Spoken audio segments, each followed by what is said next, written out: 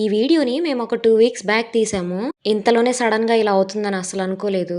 August 31 evening మా phone కి rain alert అయితే ఒకటి వచ్చిందనమాట.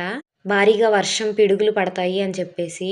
ఏముందిలే ఎప్పుడు చెప్పేదేగా అనుకున్నాము. కానీ ఆ రోజు బాగా వర్షం పడి 1 డే అంతా కరెంట్ లేదనమాట. 1 డే కరెంట్ లేకపోతేనే మా సిచ్యువేషన్ ఎలా ఉందంటే ఇంకా విజయవాడ పీపుల్ సిచ్యువేషన్ ఎలా ఉంటుందో మాకు అర్థమైంది. వాటర్ లేక, పవర్ లేక, ఫుడ్ లేక ఒక్కో వీడియో చూస్తుంటే చాలా బాధ అనిపించింది.